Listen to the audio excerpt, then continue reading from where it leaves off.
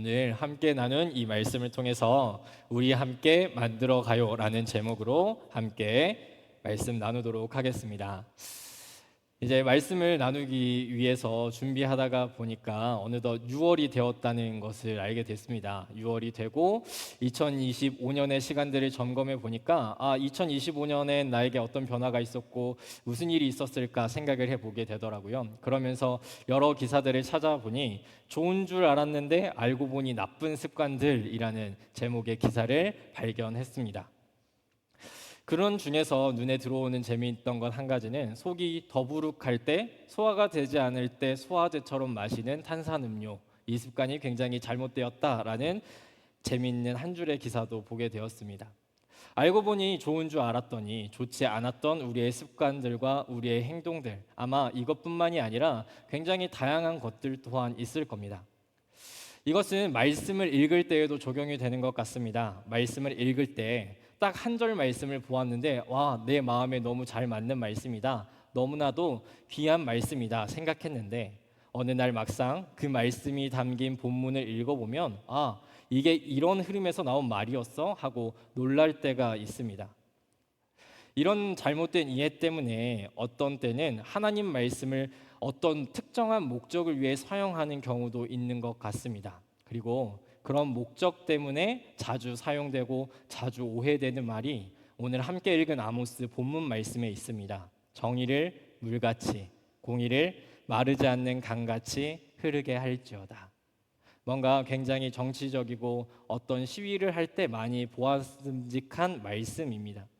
하지만 우리는 이때 이 당시 하나님께서 아모스 선지자를 통하여서 어떤 사회에 어떤 의미로 이 말을 하셨는지 나누기를 원합니다. 그래서 그를 통해 진짜 우리에게 무슨 이야기를 하고 싶으셨는지 함께 생각해 보았으면 좋겠습니다. 오늘 우리는 함께 아모스 말씀을 읽었습니다. 아모스 선지자는 남유다 사람입니다. 그런데 아모스는 남유다가 아니라 북이스라엘에서 말씀을 전했던 사람들입니다. 특별히 아모스 1장 1절은 아모스가 어떤 식의 활동을 했는지 우리에게 알려줍니다. 아모스 1장 1절의 말씀입니다. 유다 왕 우시아의 시대, 곧 이스라엘 왕 요아스의 아들 여로보암의 시대 지진전 2년에 드고아 목자 중 아모스가 이스라엘에 대하여 이상으로 받은 말씀이라. 아모스가 활동을 할 때 북이스라엘을 다스리던 왕이 누구라고 말하냐면 여로보암 2세라고 말하고 있습니다. 비슷한 시기에 활동했던 선지자들이 있습니다. 이사야, 미가, 호세아. 이 선지자들과 함께 활동했던 선지자가 아모스 선지자입니다. 그래도 이 중에서 아모스 선지자가 가장 깊은 연관이 있던 사람은 아마 호세아였을 것 같습니다. 왜냐하면 호세아, 아모스 두 사람 다 북이스라엘에서 하나님의 말씀을 전했던 사람이기 때문입니다. 호세아를 잠깐 생각해 보면 호세아 하면 떠오르는 것 있지 않으십니까? 아마 고멜 그리고 기가 막힌 결혼, 그런 모습들을 떠올리셨을 겁니다. 하나님께서는 호세아의 그 기가 막힌 가정의 삶을 통하여서 하나님이 이스라엘을 그럼에도 불구하고 얼마나 사랑하시는지 보여주셨습니다. 하지만 아모스를 통해서는 하나님께서 외부인의 시선으로 북이스라엘 바라볼 때 얼마나 잘못된 것이 많고 악한 것들이 많은지 지적하셨고 판단하셨습니다. 그러니까 보다 냉철하고 차가운 메시지가 아모스의 메시지라고 우리에게 알려져 있습니다. 아모스가 활동할 당시, 다시 말하자면 여로보암 2세가 이스라엘을 다스릴 때 나라는 정말 강했습니다. 여러 기사들을 찾아보면 솔로몬 시기에 그 화려했던 땅들을 거의 다 회복했고 비교할 수 없는 풍요함과 평화가 있었더라라고 이야기를 합니다. 삶이 여유롭고 국제 정세도 평화롭고 그 가운데 우리의 나라는 갈수록 강해져만 갑니다. 당연하게 사람들은 이 시간 속에서, 이 환경 속에서 점차 생각했을 겁니다. 하나님께서 우리를 사랑하셔서 우리에게 복을 주시는구나. 이게 하나님이 주신 복이 아니라면 누가 준 복이겠어? 하고 생각했을 겁니다. 생각이 이렇게 흘러가니까 이스라엘 사람들이 가만히 있을 수가 없는 겁니다. 그래서 그 사람들이 어떤 모습으로 행하냐면 하나님께 더 많은 제사를 드립니다. 더 많은 제사를 드리고 더 비싸고 더 소중한 제물을 바치려고 열심히 노력했습니다. 이 말이 사실이라면 정말 아름다운 구조이지 않습니까? 하나님께 받은 은혜를 당연하게 여기지 않고 다시 하나님께 모든 것을 준비하여 올려드리는 모습. 이게 진짜 사실이라면 참 아름다운 모습인데 오늘 하나님께서 그런 이스라엘을 향해서 이렇게 말씀하셨습니다. 아모스 5장 21절 23절 본문 말씀입니다. 내가 너희 절기들을 미워하여 멸시하며 너희 성회들을 기뻐하지 아니하나니 너희가 내게 번제나 소제를 드릴지라도 내가 받지 아니할 것이요 너희의 살진 희생의 화목제도 내가 돌아보지 아니하리라. 내 노랫소리를 내 앞에서 그칠지어다 내 비파 소리도 내가 듣지 아니하리라. 노란색 하이라이트 된 부분을 보시면 하나님께서 이스라엘의 제사, 이스라엘의 제물을 다 부정하셨습니다. 기뻐하지도 않고 받지도 않겠다고 이야기하시죠. 이스라엘이 가진 그 마음이 너무 아름답고 마음만으로 충분하니까 내가 되었다라고 말하는 것이 아니라 그들의 제사와 제물에 어떠한 문제가 있음을 알리시는 것입니다. 우리가 주일에 계속해서 열왕기상 말씀을 나누고 있습니다. 근데 그 몇 주 전에 열왕기상 말씀을 통해서 북이스라엘의 첫 번째 왕이었던 여로보암에 대한 말씀을 들었습니다. 여로보암이 왕위에 등극하고 했던 일을 혹시 기억하십니까? 그때 자신의 왕권을 지키기 위해서 예루살렘 성전으로 가서 예배를 드려야 하는데 예루살렘 성전이 아니라 이스라엘의 끝과 끝 베델과 단에 제단을 쌓고 성전을 세웁니다. 그리고 레위인과 제사장들을 내쫓았습니다. 하나님이 그렇게 하지 말라고 했었던 어떤 것의 형상을 만들었고 그것을 자신의 하나님이라 믿고 고백했던 것이 여로보암의 모습이었습니다. 하나님을 향한 북이스라엘의 사람들의 첫 단추, 신앙의 첫 단추는 여로보암 시대에 완전히 잘못 끼워졌습니다. 그리고 여전히 신앙은 제자리를 찾지 못하고 잘못된 자리에 끼워져 있습니다. 아모스 5장 26절의 말씀은 이렇습니다. 너희가 너희 왕 식굿과 기운과 너희 우상들과 너희가 너희를 위하여 만든 신들의 별 형상을 지고 가리라. 하나님께서 이전에 말씀하셨던 것은 내가 너희의 제사를 받지 않겠다였습니다. 그 이유에 대해서 말씀하시는 것은 그들이 하나님만을 섬기는 것이 아니라 다른 것 또한 섬기고 있었다라고 말합니다. 5장 26절에서 말하는 식굿과 기운, 아모스에는 또 다른 말로 이렇게 기록되어 있습니다. 묘성. 이 말은 조금 더 쉽게 표현해 보자면 별입니다. 이스라엘 사람들은 하나님뿐만 아니라 별에게 예배하고 있었습니다. 고대 근동에서 해와 달과 별에 대한 믿음은 굉장히 보편적인 믿음이었다고 합니다. 특별히 해와 달과 별이 농경 사회일수록 뭔가 농작물을 더 풍성하게 해줄 것만 같고 그리고 낮과 밤을 주관하니까 뭔가 이 삶에 지대한 영향을 끼칠 것만 같은 생각을 가지고 있었습니다. 그렇기 때문에 많은 사람들이 해와 달과 별에게 예배하는 모습이 고대 근동에 나타나 있었는데 이스라엘은 그 당시 그 모습을 그대로 받아들이기로 결정합니다. 그래서 하나님과 함께 해와 달과 별에게 예배합니다. 이스라엘이 멸망하기 전에 하나님께서는 여러 선지자들을 통하여서 이스라엘에 어떤 일이 벌어질지 보게 하셨습니다. 그 중에는 에스겔이라는 선지자가 있습니다. 에스겔 선지자는 하나님의 환상을 보았는데 예배하는 성전 안에서 해와 달과 별과 같은 하나님이 아닌 다른 것들을 예배하는 모습을 보았다라고 말합니다. 성전이 예루살렘에 있기에 남유다 사람들만 그런 것이 아니라 북이스라엘 또한 베델과 단에서 자신들이 하나님을 예배하겠다고 말하는 그곳에서 하나님이 아닌 다른 것들에게 예배하고 다른 것들에게 제사하고 제물을 주었습니다.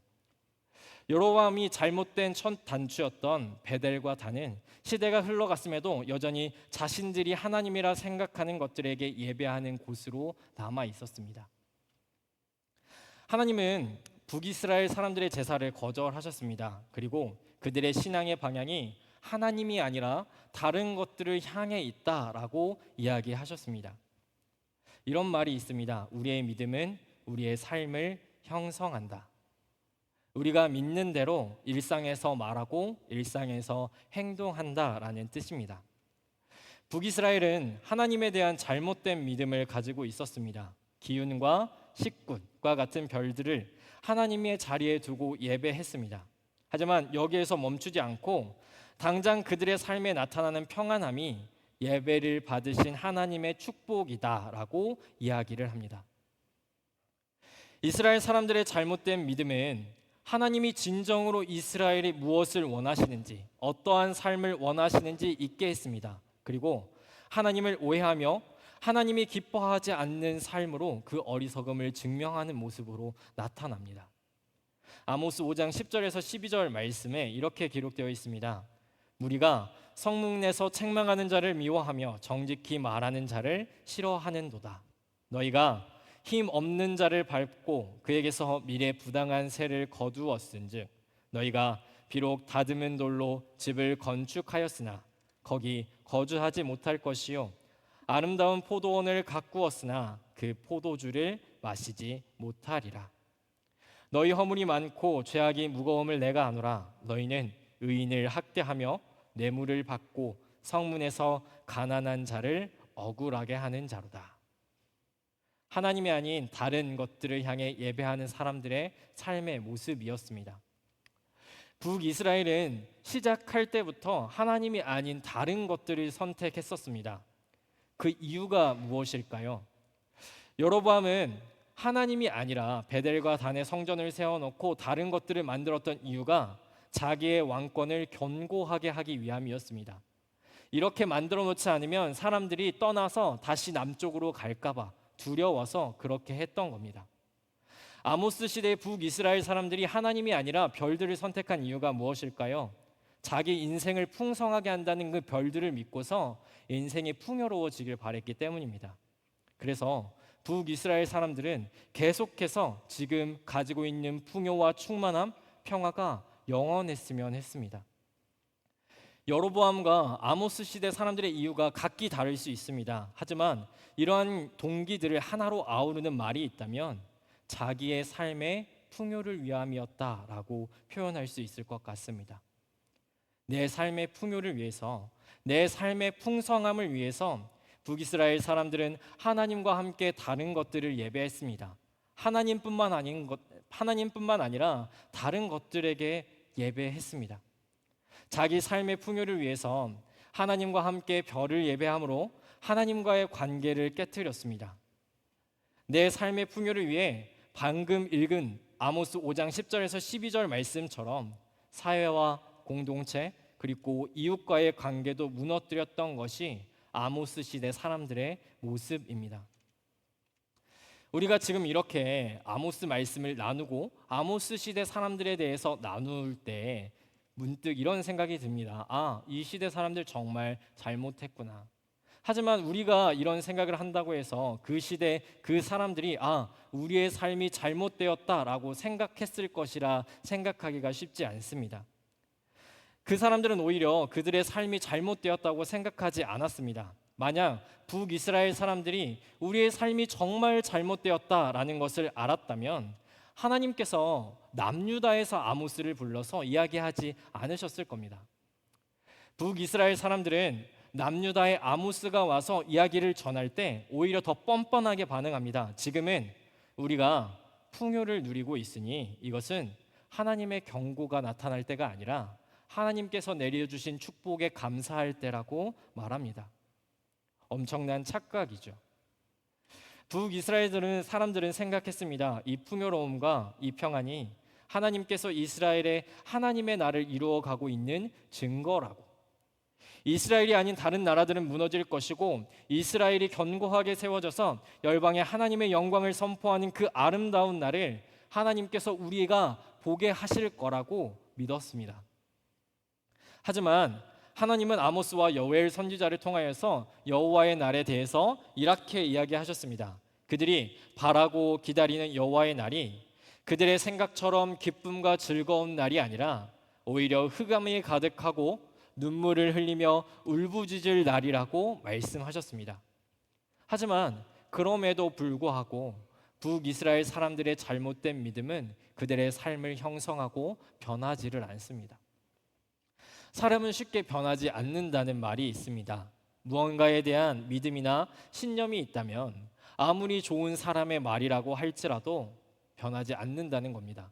진정으로 생각과 마음에 변화가 없다면 어떠한 사람의 노력도 어떤 말도 영향을 미치지 않는다라는 말이죠.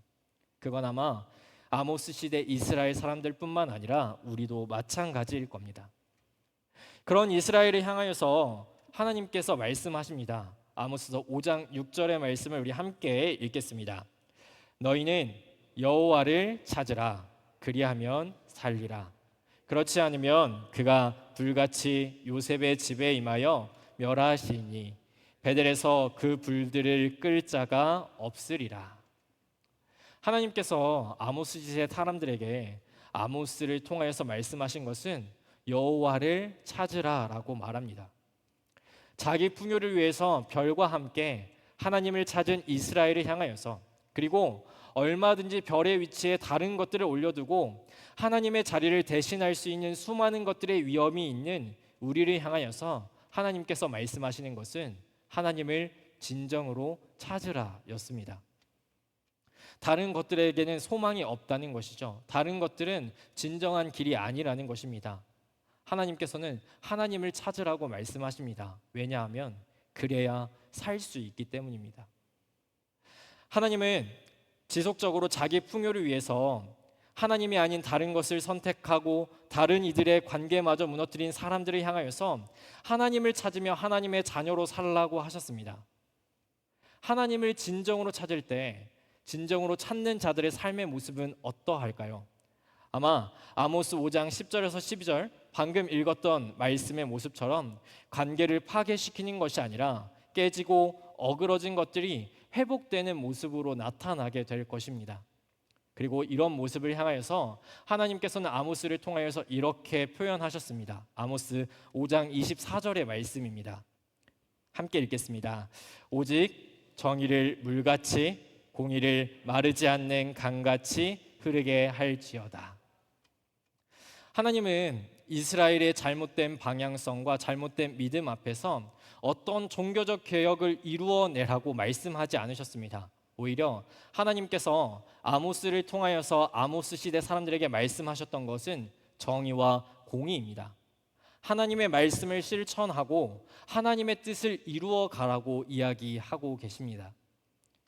아모스가 말하는 정의, 공의, 의로움, 막상 그 단어들을 곱씹고 생각해 보면 정말 멋진 단어입니다. 때로는 그러한 단어들이 우리의 인생 가운데, 우리의 사회 가운데 가득했으면 좋겠다라는 생각도 하고는 합니다.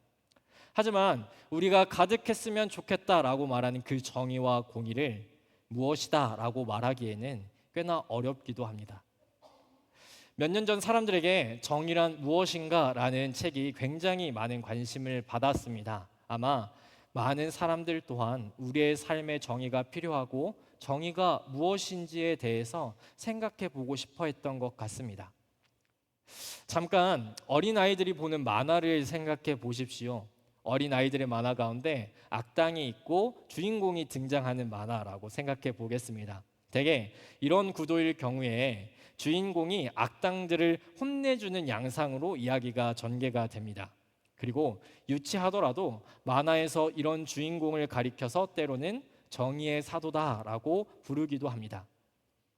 정의의 사도, 그리고 그 밖에 다양한 이야기를 통해서 정의와 공의를 생각해 볼 때 정의에 대한 보편적인 이미지는 악에 대한 심판과 악에 대한 심판을 통해 이루어지는 의의 실현입니다.